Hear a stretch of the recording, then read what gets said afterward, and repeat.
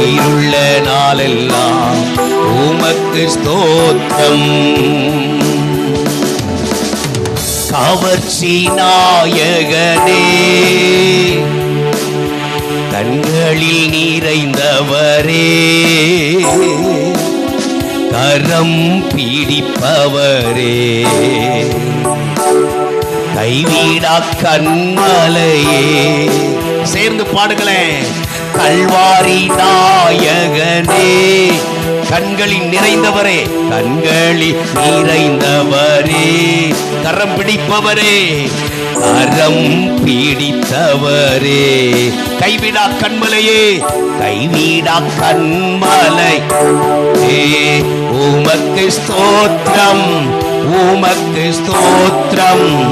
உயிருள்ள நாளெல்லாம் உமக்கு ஸ்தோத்திரம். எல்லாம் சேர்ந்து சொல்லுங்க. உமக்கு ஸ்தோத்திரம், உமக்கு ஸ்தோத்திரம். உயிருள்ள நாளெல்லாம் உமக்கு ஸ்தோத்திரம். மனுஷனை இழுக்குகிற அன்பின் கயிற்றினாலே என்ன செய்தாராம்? அவர்களை இழுத்தார். அல்லேலூயா. என்ன கயிறு? அன்பின் கயிறு. அல்லேலூயா. இங்க கவனிங்களே, என்ன கயிற்றால்? ஆமா, அன்போடு வருவாராம், பிரம்போடும் வருவார். சொல்லுங்க பக்கத்தில் இருக்கிறவங்க பார்த்து. ஆமா, நான் பிரசங்கம் பண்ணும்போது நீங்க பைபிளை பார்க்காதீங்க, இங்க கவனிங்க. அன்போடு வருவேன், பிரம்போடும் வருவேன். பிரம்பு எதற்கு கொண்டு வருவாரு? முட்டிக்கு கீழே. ஆமா, அடிக்கிறதுக்கு. சொல்றதை கேட்கல அப்படின்னா என்ன செய்வாரு? முட்டிக்கு கீழே அடிப்பாராம். அதனால தான் வேதம் சொல்லுகிறது, நான் அன்போடு வருவேன், பிரம்போடு வருவேன். அல்லேலூயா. அப்ப இயேசு கிறிஸ்துவுக்குள் அன்பும் இருக்கிறது, கோபமும் இருக்கிறது, இல்லையா? தோத்திரம் சொல்லுங்களேன். ஆமா, அவரை போல அன்பில் சுருவி ஒருவருமே இல்லையா? ஆகினாலே இந்த வேத வசனத்தில் இவ்விதமாய் கூறப்படுவதற்கு, என்ன எவ்விதமாய் கூறப்படுவதற்கு அங்க சொல்லுகிறது, எப்படி ஆத்மாவை போலாக்குவேன், உன்னை எப்படி செபியோமியை போல வைப்பேன், என் இருதயம் எனக்குள் என்ன செய்கிறது? குழம்புகிறது, என் பரிதாபங்கள் ஏகமாய் பொங்கி எழுகிறது. அல்லேலூயா. பொங்குகிறது. இவைகளின் நடுவிலே நான் உனக்கு என்ன செய்வேன் என்று சொல்லி ஆண்டவர் இயேசு சொல்லுகிறாரு, அன்பின் கயிற்றினால் உன்னை இழுத்தேனே. எத்தனாவது வசனம்? 4வது வசனம். மனுஷரை கட்டி இழுக்கிற அன்பின் கயிறுகளால் நான் அவர்களை இழுத்தேன். அவர்கள் கழுத்தின் மேல் இருந்த நுகத்தடியை எடுத்து போடுகிற வரை போல இருந்து அவர்கள் பட்சமாய் சாய்ந்து அவர்களுக்கு ஆகாரம் கொடுத்தேன். அல்லேலூயா. கழுத்தில் இருந்த நுகத்தடிகள் என்ன செய்தாராம்? எடுத்து போட்டாராம். அல்லேலூயா. ஆமா, தோத்திரம். கழுத்தில் இருந்த நுகத்தடி என்ன செஞ்சிட்டாராம்? ஏப்பா என்ன செய்தீங்க? கழுத்தில் இருந்த நுகத்தடி என்ன செஞ்சாராம்?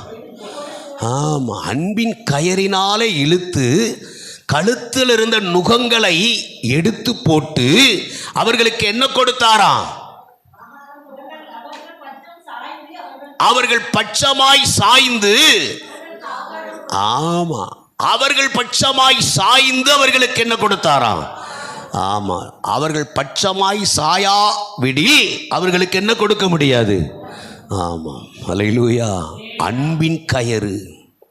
2வது நுகத்தடி, 3வது பட்சம், 4வது ஆகாரம். அல்லேலூயா. பட்சிக்கிறவனிடத்திலிருந்து பட்சணமும் என்று எழுதப்பட்டிருக்கிறது. நீங்க பைபிளில் என்னத்தை தான் தேடிக்கிட்டு இருக்கீன்னு எனக்கும் தெரியல. நான் வாசித்து பிரசங்கம் பண்ற மறுபடியும் அது எதுக்குன்னு நான் கேட்க. அல்லேலூயா. இங்க கவனிங்க. அல்லேலூயா சொல்லுங்களேன். வேத வசனம் சொல்லுகிறது. என்னென்ன காரியம் சொல்லுகிறார் சொல்லுங்க. அன்பின் கயிறினால் இழுக்கிறார். 2வது நுகத்தடிகளை எடுத்து போடுகிறார். மூன்றாவது பட்சமாய் அவர்கள் பட்சமாய் இருக்கிறார். நான்காவது அவர்களுக்கு ஆகாரம் கொடுக்கிறார். அல்லேலூயா. இப்படியெல்லாம் செய்தாரா? யாருக்கு? எபிராயிமுக்கும் இஸ்ரவேலுக்கும். அந்த செய்த உதவிகளை எபிராயிம் மறந்து போனானே, நன்றி அறிதல் உள்ளவனாய் இராமல் போனானே. அல்லேலூயா. இன்னைக்கு எத்தனை பேருக்கு நன்றி அறிதல் உள்ளவர்களாய் இருக்கிறோம்? உலக மனிதர்கள் கூறுகிற ஒரு பழமொழி சொற்கள், உப்பிட்டவரை உள்ளளவும் நினை என்றுதான் கூறுவார்கள். ஆனால் நான் உங்களுக்கு அதை என்னவாக பதிவு செய்கிறேன் என்று சொன்னால், உயிர் உள்ளளவும் நினை. சொல்லுங்க. ஆமா, உப்பிட்டவரை உயிர் உள்ளளவும். உள்ளளவும் நினை அப்படிங்கிறது ஒண்ணுதான், ஆனா உயிர் உள்ளளவும் நினைக்கணும். அல்லேலூயா. ஆமா. சிலர் சொல்லுவாங்க, ஏறி வந்த ஏணியை என்ன செய்யக்கூடாதான்? மறக்கவே கூடாதான். சொல்லுங்க. ஏறி வந்த ஏணியை, ஆமா, நாம் முன்னேற்றம் அடைந்து முதல் படி, இரண்டாவது படி, மூன்றாவது படி, நான்காவது படி, ஐந்தாவது படி, அப்படியே படிப்படியாக ஒன் பை ஒன்னாக நாம் முன்னேற்றம் அடைவதற்கு காரணமாயிருந்த எத்தனையோ படிகள் இருப்பாங்க. எத்தனையோ படிகள். முதல் படி ஒருவேளை பியூலாவா இருந்திருக்கலாம். இரண்டாவது படி சாராளா இருந்திருக்கலாம். மூன்றாவது படி எப்சிபாவா இருந்திருக்கலாம். ஐந்தாவது படி கிரேஸா இருந்திருக்கலாம். விளங்கலையா? ஆறாவது படி எஸ்தரா இருந்திருக்கலாம். என்ன ஒரே பெண்களாத்தான் வருமா?